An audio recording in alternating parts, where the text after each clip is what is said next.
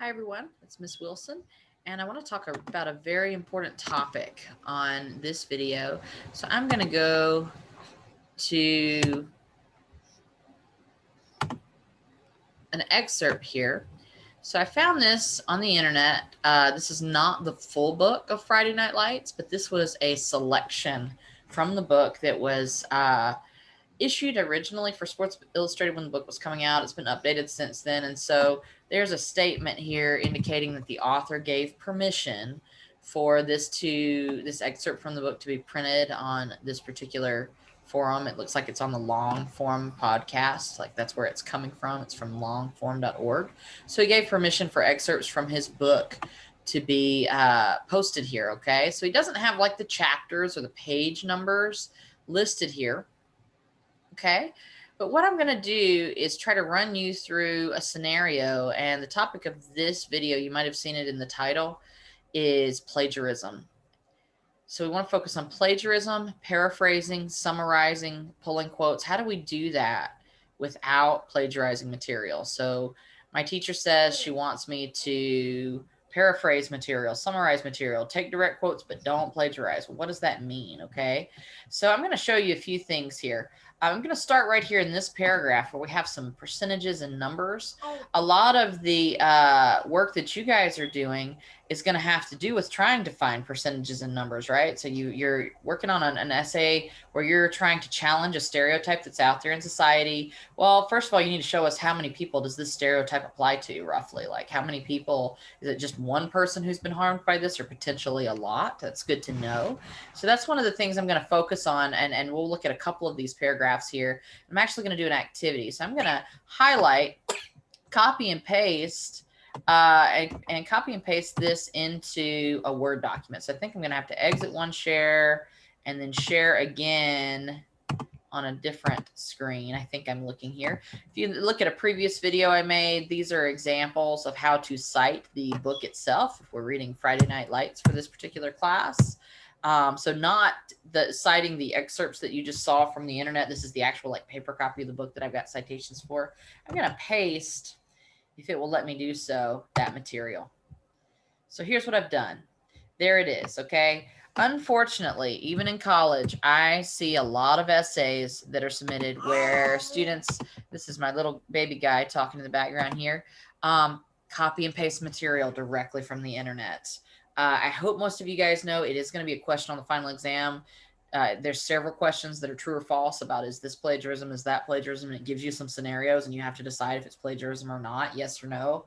Hopefully you know that what I just did, copy and paste 2 full paragraphs directly from a source and just, copy and paste it straight into my paper and move on. I hope you know that that is plagiarism. Copying somebody else's work. I did not write these paragraphs. Somebody else wrote these paragraphs, right? So what I'm going to do is take you through a process. Unfortunately, I do see this kind of stuff occur in essays in the college level. And if I do see something like this, I have to fail the paper. So it's a 0 if I find this kind of stuff just copied and pasted blindly into a student's work, okay? And I think most of you know that. So I'm going to take you through several stages, though. I think some students feel that if I copy and paste this whole paragraph and this whole paragraph, as long as I put a little parentheses at the end and say Bissinger 47, I'm just making up a page number. That's MLA style. APA style, which is what we're focusing on right now. If I say Bissinger 2015, I'm good, right? I copied and pasted that whole thing, but I did give credit at the end. I put my parentheses. I told her where that came from. I've also got at the end of my paper a big, long, nice citation of the book. So I'm still good, right? No. So even if you copy and paste it, but still at the end of that paragraph, put a parentheses and tell me where it came from. This is APA style, by the way. APA wants the year. That's not okay. That's still plagiarism, okay? Another thing that students will do is they will think that, well, if I go through and shake some salt over it, is how I say this. Like it's almost like if you take a salt shaker and you shake it twice and it's a little bit of salt sprinkles everywhere. If I go through and just kind of change this word here and change this word here and change this word here and maybe this word here, if I change just a few little words, 5 or 6 words in this paragraph, now I'm okay. Not true. That is still plagiarism. What if I change 10 words in this paragraph? Not true. That is still plagiarism, okay? So if you see some questions on your final exam that ask you, it is okay to copy and paste an entire paragraph as long as you change a few words here and there. No, that's not okay because you didn't write it, okay? Somebody else wrote this. This is an entire paragraph that was written by this guy. You spent 30 seconds or maybe you spent 5 minutes changing one word here and one word there, but you didn't actually write this paragraph yourself, okay? It's not your work. So here's what we're going to do. I'm going to show you, if those are the things not to do, right? Those are the things not to do. I'm going to delete this out now. So this is the original copy and paste I just took from the document. Well, what should we do, Miss Wilson? If we shouldn't do that, what is it that we should do, right? To avoid plagiarism and to make sure that we are summarizing and paraphrasing things in our own words. Well, there's 2 or 3 things you can do. And so I'll walk you through a couple of strategies. Number 1, and this is the best strategy that I recommend. This is what I have students do. If we were in a live, like hands-on classroom right now, this is what I would make us do. I would have us read these 2 paragraphs out loud on a hard copy piece of paper. And then I would tell everybody in the class, flip it over. Don't look at it. Flip it over. Now write me 3 or 4 sentences on your own really quick. Take a couple minutes. Write 3 or 4 sentences for me of what you just got from those 2 paragraphs. So we would read this whole thing as a class. I would tell students, if you want to highlight things you can or mark things you can. But everybody, flip it completely over. So I'm just going to scroll down to like a blank space here. Now tell me, write 3 or 4 sentences of anything you remember from that material. That's the best way to avoid plagiarism because they've done tests on this. There's no way, no matter what your IQ score is, if you are Albert Einstein, that you can read massive amounts of material one time or even twice and flip it over and have it magically perfectly memorized every single word. It's not possible, okay? So, you know, usually if you're going to memorize something, you got to read it several times to have it memorized that perfectly and study it a while too. So that's the best way to avoid plagiarism, okay? Another good way, especially if you're trying to keep up with percentages, numbers, things like that, because you want to keep the facts right? We don't want to skew everything. But okay, let's say Odessa had a population of 100,000. That's an important fact, right? I need to hang on to that maybe. So maybe I'm writing some notes on the side. I tell students to keep a paper notebook on the side and read it through one time, highlight things that are important, and or make a few quick notes on the side of things that are super important. So Odessa population, I might be making notes on the side that's something like this, where I say Odessa population. That's an important fact I need to keep up with, right? Another note I might say, Black people or African Americans equal 5%. That's an important fact. Remember that one of the key themes here is they're analyzing racial dynamics, right, in this community and the situation with that. 1982 court case for they say desegregation here, and there was a journal entry that asked you desegregated. Try to spell and talk at the same time. Ideally, this would be integration, right? Like, so he uses the word desegregation here for a reason. But these are just important little factoids, right? 85% Black students at Ector High School. These are just some little facts that I would keep up with, want to keep up with if I had a notebook on the side, okay? So that's another thing you can definitely do, because having these facts written down and jotted down in a notebook, it's not going to affect the writing itself when you start trying to write a paragraph, okay? But what I would like to see as a teacher is something like this. Let's say if you were arguing on that particular journal entry, there was one journal entry where you were asked to weigh in on a quote from the former principal of Ector High School, Jim Moore. He says, quote, "There is no integration, there's only desegregation." And he's intentionally making people think about the meaning of those two words. What is integration truly supposed to mean versus what has actually happened?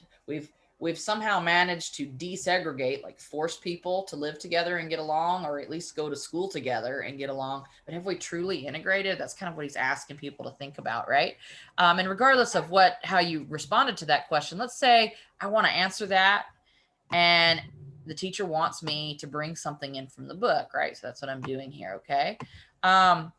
So I might say, according to, and you might remember from a previous video, as much as possible, you always want to open some of these factual paragraphs with according to, the New York Times, according to Fox News, according to the Pew Research Center, according to the University of Montana, according to, in this case, research presented by H.G.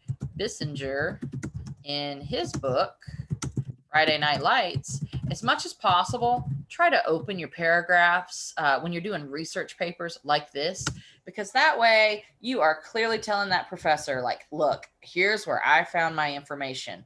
I didn't just pull this out of somewhere, right? I found it, I did the work, and I'm also giving lots of credit to where it came from. So even in the sentence itself, I'm giving credit if I can. And you may not always be able to do this, but try if you can. The town of Odessa, Texas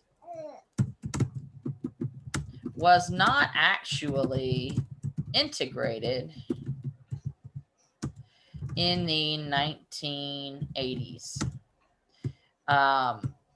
There was a long process involved. It required the school officials and town officials to take lots of steps to force people together. I'm just making this up, right? And unfortunately, many students of color were simply stereotyped as athletes who could play on the football team. Okay, I'm kind of like summarizing some things. According to Bissinger, roughly 5%. You see what I'm saying? Like, I'm just making this up as I go, but this is how you would want to try to avoid plagiarism, right? Like, there's no way possible if I have flipped over, if I've read that paragraph and I like it, I want to pull some things from it, there's no way possible if I now put it aside, I'm not looking at it, it's out of sight. In this case, oh, this is my other little kid, Aaliyah. In this case, I am scrolling down to where I completely have that paragraph out of sight now. Maybe I've got my notes off to the side somewhere. Hold on, guys. Let me pause this for a sec.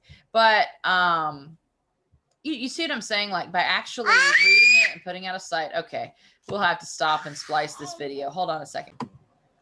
So, guys, unfortunately, Zoom does not allow us to do video editing. So the only thing I can do is pause. I don't get to edit my videos the way that a lot of people do on YouTube. It's a very cool feature that we just don't have yet with Zoom. But at any rate, this is kind of what I want you to do as far as trying to make sure that stuff is in your own words, not someone else's. Okay, it's not enough to simply just kind of cover up a couple words here and there and change them around. That's not going to work. You want to actually take some notes down that of things that you think are important, and then completely put that paragraph out of sight and start typing, okay? So, guys, as a final piece of advice here, if you're typing this type of paragraph, let me go into my screen share again.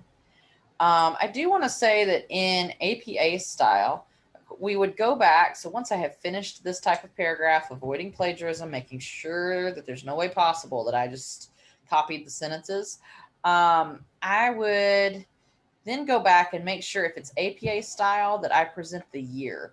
So according to research presented by H.G. Bissinger in his book, Friday Night Lights, right here for APA, I would put a parentheses. It doesn't have to be in italics, but I would put a parentheses, and let me find my parentheses button here. Space, parentheses, I'd put the year, 2015, okay? That's the book that I'm pulling it from. And that's what APA wants you to do. Now, If for some reason I'm pulling specific information, if I'm just summarizing in general, like here's what was going on in Odessa. In this particular topic, they talked about through the entire book. So it was a topic that I could have pulled this from anywhere in the whole book. It was just kind of a general topic. If it's something general, you don't have to give me a page number. If it's something really specific, you do need to give me a page number. So when I get to the part about 5% or an exact number or an exact strategy or something like that that happened or quote, I am going to need to present the page number. So what I did up here is I showed the year that book was published in the parentheses. You've probably seen this in writing before. Then if I am going to have a sentence, I'm going to, and I think that if I'm remembering correctly from that paragraph, 5% of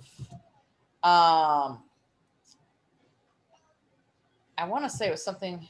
So this is what might happen if you're trying to actually put the work aside. Only 5% of Black students attended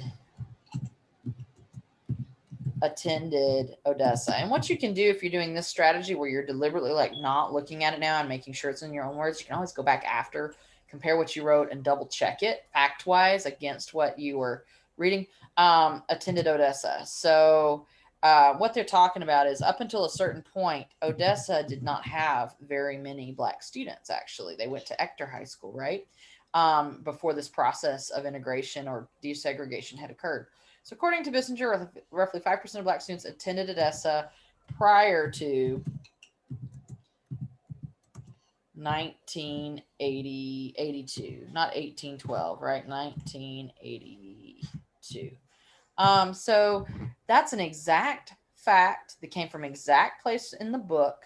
Now I need to provide a page number, okay? In this case, I just pulled it from that example that was online, but if I was really quoting it from the book and I'm just using this as a number, I don't know exactly what page that came from, but 47, I would give the page number. This is the same, important, this is the same for both APA and MLA style.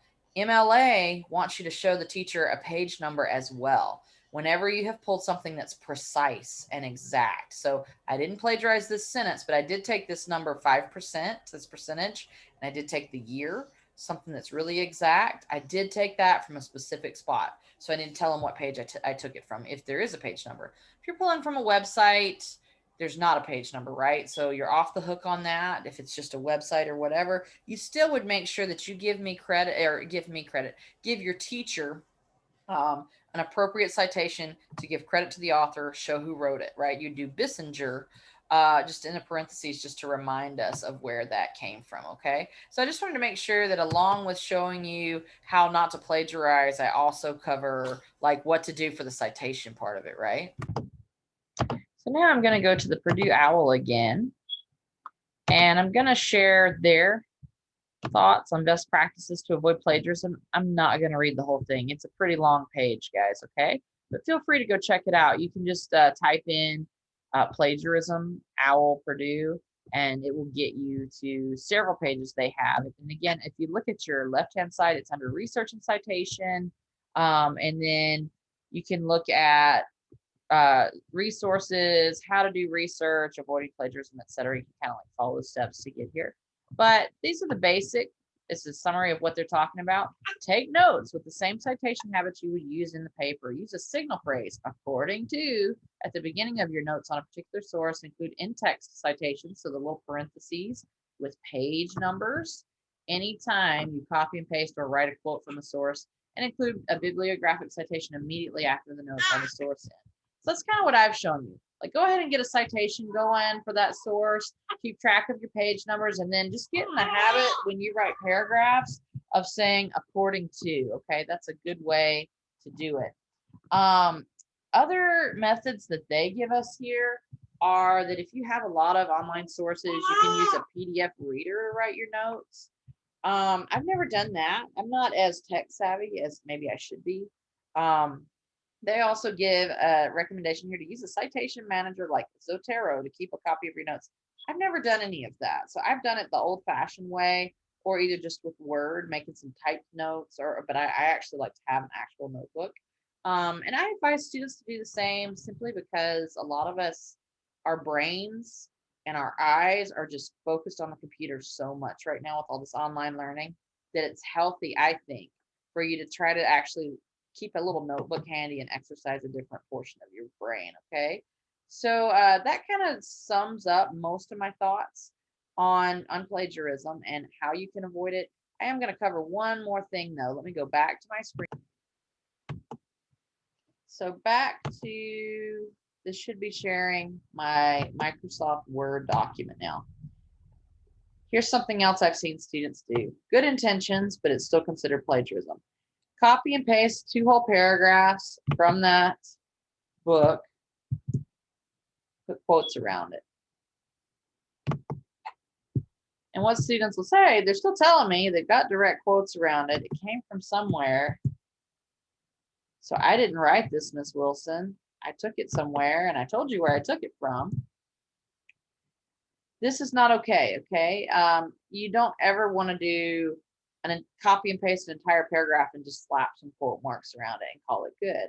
I've read papers before where students basically had, they took 2 paragraphs like this, they highlighted it and put it in double spacing and then put quotes around it. And then maybe they made 1 more paragraph at the end that was their own words, and then that was it, you know, or something like that. What I tell students as a good rule of thumb is the 75% rule. And what I mean by that is roughly 75% of any essay you turn into a college professor should consist of your own words. And then 25%, so that's 75% or more, I should say, 75% or more. 25% or less should consist of direct quotes, okay? There are times when we need direct quotes, right? If there's something that someone said very, very well and we need to capture that and then analyze it a little bit, here's exactly what this person said. Now let's analyze it. Sometimes you do need a little bit of space if it's a longer quote to capture that and then provide some analysis. But you should never throughout the paper be just using gigantic quotes basically to take up space, okay? That's what I've seen, unfortunately, students do. If you got a 5-page essay, they type out a couple of pages. Oh no, it's the night before, I gotta hurry. So they just start massively including these super long quotes to kind of take up some filler space in the middle of the paper, and then they type out a conclusion and they're done. Don't do that, okay? That's still considered plagiarism because you did give credit at least to the fact that this paragraph came from somewhere else. I didn't write it, but you're still not doing, you know, providing your own thoughts. You're still not doing the work of writing the essay itself. So I tell students the entire essay, 75% or more should consist of your own words, 25% or less should consist of direct quotes. And furthermore, paragraph by paragraph, maybe not always, but in general, 75% of any given paragraph should consist of your own words and 25% or less of quotes. Look what he did. Here's an example. You can see these all throughout his book. He interviewed a ton of people as he was making this book. So you'll see direct quotes all over this book, different people that he talked to and brought their thoughts into it. But he brings in, so this entire paragraph is some summary, some numbers. There's not a single direct quote in here. Now we move to another paragraph.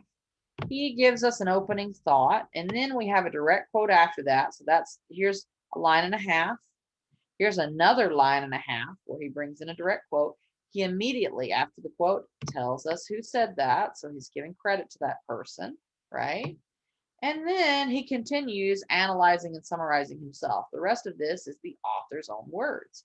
So what I propose to students is to look at examples like this. How did this author take a quote, weave it into a paragraph, but still include some of his own words in it, right? So quote he's analyzing here, I think the white community perceived it as a minority place, a place they would not travel into. He's talking about Ector, the community of Ector High School that they eventually had to shut down. So this is how much space this little quote takes up, and the rest of it has come from the author. That's what I'd like to see in your essays. I don't expect you to be on a perfect level, but even if you had every paragraph, you feel like it's easier for you to just analyze one quote in this paragraph. Now it's time to write a new paragraph. Let me get another quote to analyze. That's a good strategy. You can analyze quotes for every single paragraph if you want to. But when I look at it as a teacher, I should never see quotes that really take up a whole lot of space. Yes, you can do block quotes occasionally in long papers. I don't advise it though. I don't advise it for most college essays where the professor says they want a 3-page or a 5-page paper. As soon as you turn it in, the professor sees a bunch of big long block quotes. They're going to immediately already be worried. Okay, so don't do that. What you would do if this was APA, like say Bissinger was writing in APA style. This came from an actual person, so he gave credit to that actual person. If I had pulled this quote, for example, from a book, I would give credit to the author, either said Bissinger, and then I'd put parentheses and tell what year, like the year of the book and the page number. Or I would say according to at the beginning. Always, always, always, when you give credit in text for your citation, it's called an in-text citation, always mention the author.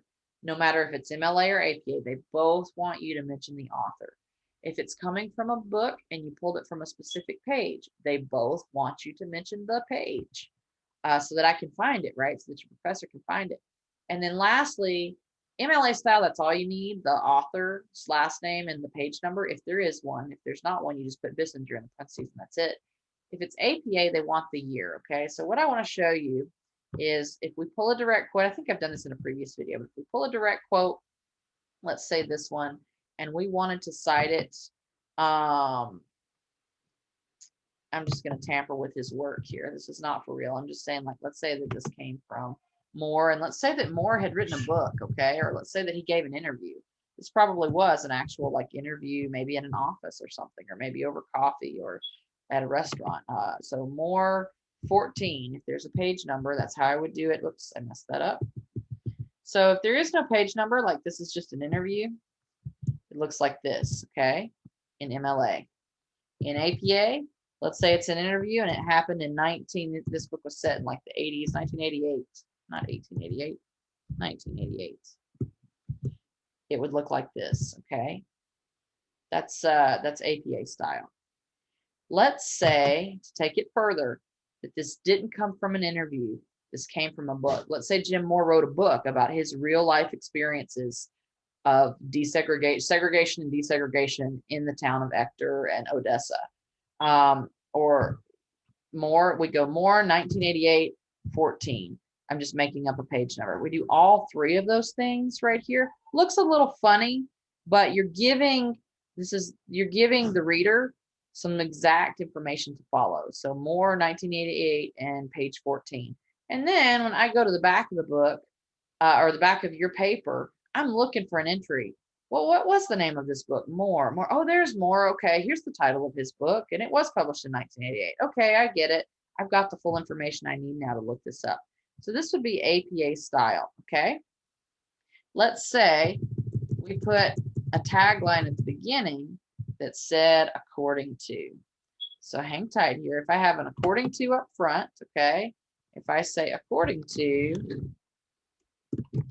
I put it at the beginning, and this goes for MLA as well as APA. According to Jim Moore, 1988, I think da da da da da da. You would still insert, even if you put this at the front of the sentence, you'd still insert that APA likes the year there. According to Jim Moore, 1988, here's what I think. And then at the end of it, if there was a page number, you would put that. If there is no page number, let's say if it's an interview, then you're done. You can just end the whole quote, okay? So again, I'm showing you several scenarios of what to do, okay? Whenever we do include those citations at the end, by the way, that parentheses at the end, we put the period on the outside of all of it so that it's not too confusing. If you're able to finish it just with the quote and there is no citation, period goes on the inside. Show you one more time. Right now, the period's on the inside because I put all my information up front.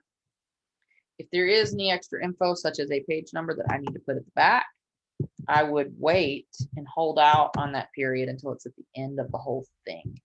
That way the teacher knows that this page number 14 goes with this sentence up here, not this sentence down here. Okay, it helps the teacher kind of keep up with what goes with what, if that makes sense, hopefully. Okay, so I'll stop there, and I hope that this has been kind of helpful, somewhat helpful. I butchered his little paragraphs here, kind of taking out my work there. I'm hoping that this helps you to think about your own work, what you need to be doing to avoid plagiarism, and making sure that you're turning in a decent college essay. Some students will tell me, Miss Wilson, I can't say it as well as that author said it. I don't have, you know, I'm not great with my writing abilities or whatever. I would still rather see, you may have noticed I even use the word lots of. You probably had teachers that told you not to use lots of. I'd still rather see, and if I had more time, I would think of a better word here, but I would rather you saying things like lots of, but I know that it's your own work, than to see something that I'm worried you've copied. Because remember, if students copy and paste a whole paragraph or otherwise are, just massively quoting stuff just to take up space in the paper, it's a failed essay. Okay. Have a good evening, guys. And I look forward to continuing to work with you on our current essay projects. Bye bye now.